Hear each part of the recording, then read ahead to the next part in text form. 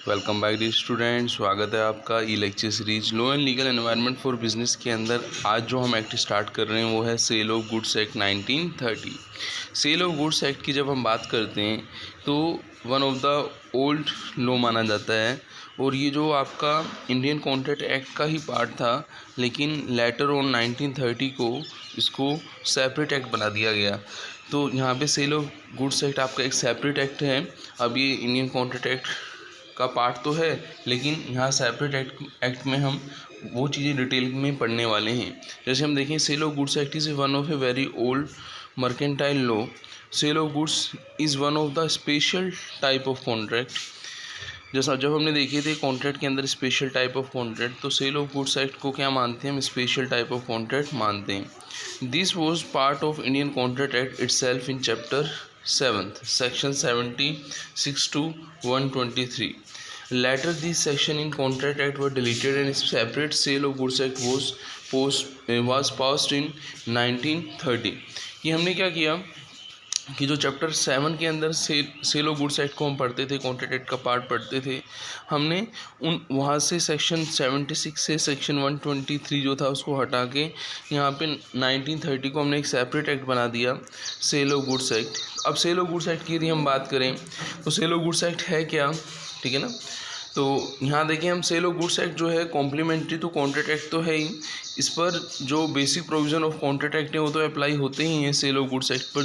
जैसे हम basic provision की हम बात करें तो बेसिक रिक्वायरमेंट ऑफ कॉन्ट्रैक्ट क्या होती हैं। जैसे मानो एक प्रपोजल रखने वाला है, ठीक है ना, एक प्रपोजल को एक्सेप्ट करने वाला है, ठीक है ना, तो वहाँ पे ऑफ़र भी होगा और एक्सेप्टेंस भी होगी।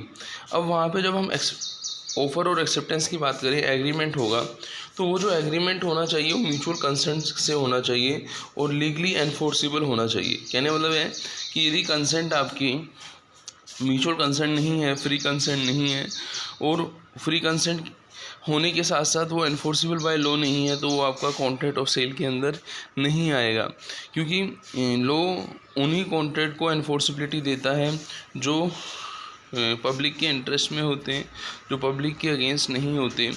और म्यूचुअल कंसेंट का मतलब हुआ कि जो पार्टी टू कॉन्ट्रैक्ट हैं उन्होंने जो कंसेंट्स दिए हैं वो क्या है, उसमें कंसेंट का प्रॉपर एक्सेप्टेंस का प्रॉपर कम्युनिकेशंस हुआ है, उसके बाद वो कंसेंट दी हुई है। वो कंसेंट आपकी जो है फ्री कंसेंट है, वो किसी से अफेक्टेड नहीं है, ना तो फ्रॉड से अफेक्टेड है, ना मिसरिप्रेजेंटेशन से अफेक्टेड है, ना इंड्यू इन्फ्लुएंसेस से अफेक्टेड है, ना कोइजन से आपका अफेक्टेड है। तो यहाँ पे legal enforceable agreement mutual consent के साथ होना ज़रूरी है। फिर हम देखें party competent to the contract. जैसा कि हमने देखा था कि एक मेजर है जो 18 साल से बड़ा है वो कॉन्ट्रैक्ट कर सकता है, ठीक है ना। एक आपका साउंड माइंड का पर्सन है वो कॉन्ट्रैक्ट कर सकता है। एक पर्सन है नॉट डिस्क्वालीफाइड बाय लॉ है वो कॉन्ट्रैक्ट कर सकता है। तो पार्टी टू कॉन्ट्रैक्ट जो होनी चाहिए वो कॉम्पिटेंट टू कॉन्ट्रैक्ट होनी चाहिए, वो कॉन्ट्रैक्ट कर सकें। फ्री कंसेंट के बारे में हमने पढ़ा ही था। फिर हम देखें लॉफुल ऑब्जेक्ट। जब भी हम किसी कॉन्ट्रैक्ट की बात करते हैं तो उसका अनलॉफुल ऑब्जेक्ट नहीं होना चाहिए, वो पब्लिक इंटरेस्ट के अगेंस्ट नहीं होना चाहिए, ठीक है ना। और जब हम कंसिडरेशन की बात करें, सेक्शन सबसेक्शन 2D की बात करें, तो वहाँ कंसिडरेशन की बात की गई थी कि हर कॉन्ट्रैक्ट के साथ कुछ ना कुछ कंसिडरेशन होना ज़रूरी है। विदाउट कंसिडरेशन हम कॉन्ट्रैक्ट नहीं मान सकते। तो इन सब चीज़ों का आप देखें तो एक बेसिक रिक्वायरमेंट है जो कॉन्ट्रैक्ट के अंदर होनी चाहिए। अब हम इस चीज़ को ऐड ऑन करके सेल ऑफ गुड्स कॉन्ट्रैक्ट के साथ और चीज़ें पढ़ते हैं। जैसा कि आपको पता है, जब contract of sale of goods होगा तो वो जो गुड्स है उसकी ओनरशिप जो थी उसका ट्रांसफ़र होना ज़रूरी है, गुड्स का एक्सचेंज होना ज़रूरी है, गुड्स के बदले में जो प्राइस डिसाइडेड है वो मिलना ज़रूरी है। Contract of sale of goods is a contract where by the seller transfer or agree to transfer the property in goods to the buyer for a price.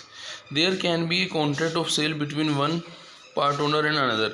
अब यहाँ पे देखें कि वो जो दोनों पार्टी हैं उसके बीच contract of sale of goods होना ज़रूरी है। In other word, under a contract of sale, seller जो वेंडर होता है in a capacity of owner, कि जो आपका गुड्स को सेल करने वाला पर्सन है जो उसका ओनर माना जाता है, और part owner of the goods transfer agree to transfer the ownership in the goods to the buyer, कि वो क्या करेगा, अपनी गुड्स की ओनरशिप को बायर को देगा, परचेज़र को देगा, और किसके बदले में देगा, for an agreed amount agreed amount या वैल्यू जो रहेगा इन मनी उसके लिए देगा, जिसको हम क्या बोलते हैं, प्राइस बोलते हैं। तो कहने का मतलब ये हुआ कि जब कॉन्ट्रैक्ट होगा आपका सेल का तो वहाँ पे प्राइस का होना भी ज़रूरी है और प्राइस के पेमेंट का प्रॉमिस भी होना ज़रूरी है। तो एक कॉन्ट्रैक्ट एक तरीके से हम देखें तो कॉन्ट्रैक्ट ऑफ सेल में B absolute and conditional depending upon the desire of contracting party. कि जो कॉन्ट्रैक्ट होता है वो कॉन्ट्रैक्ट की जो पार्टी रहती हैं उनकी डिज़ायर पर क्या होता है, डिपेंड होता है, वो कंडीशनल होता है, एब्सोल्यूट होता है। अब हम देखें, अभी तो जो चीज़ें हमने डिस्कस की, कुछ चीज़ें हमने कॉन्ट्रैक्ट के एसेंशियल पॉइंट्स के बारे में पढ़ी, कुछ चीज़ें हमने सेल ऑफ गुड्स के बारे में पढ़ी। अब हम समझते हैं essential of a contract of sale of goods के अंदर यदि हम जो चीज़ें रखना चाहें, तो जो कॉन्ट्रैक्ट की यदि हम बात करना चाहें सेल ऑफ गुड्स एक्ट की, तो वो है क्या। हमने देखा कि जो सेल ऑफ गुड्स एक्ट है वो 1930 में आया था। Till 1930 transaction related to sale and goods and purchase of goods were regulated by Indian contract act. ये हमने पढ़ाई था कि इंडियन कॉन्ट्रैक्ट एक्ट की जो सेक्शन 76 से 123 थी वो क्या रिप्लेस करके अब नया एक्ट बनाया गया, the Indian sale of goods act बनाया गया है, जो 1 जुलाई 1930 को इफ़ेक्ट में आया था। और ये जो आपका with effect from 22 September 1963 word Indian was remove. तो हमने उसको Indian sale of goods act था उसको हमने क्या कर दिया, सेल ऑफ गुड्स एक्ट कर दिया। क्योंकि होता क्या है कि ये जो एक्ट है, जैसे हम सेल्स परचेज़ की बात करते हैं तो हम इंपोर्ट एक्सपोर्ट भी करते हैं, तो फॉरेन कंट्री के साथ भी जो आपके कॉन्ट्रैक्ट ऑफ सेल्स होते हैं, तो उस समय ये जो एक्ट है इसका जो एप्लीकेबिलिटी है वो थोड़ी बढ़ जाती है। वो नेशनल बाउंड्री, डोमेस्टिक बाउंड्री से आपकी इंटरनेशनल बाउंड्री की तरफ चली जाती है। तो वहाँ पे हमने इसलिए इंडियन वर्ड जो था 1963 22 सितंबर को हमने क्या कर दिया, वहाँ से the Indian sale of goods act को हमने क्या कर दिया, चेंज करके the sale of goods act हमने कर दिया। अब हम बात करें स्कोप की, हम बात करें जो कोई भी एक्ट होता है उसका इम्प्लीमेंटेशन कहाँ होगा, हम यहाँ पे एक चीज़ समझ लेते हैं।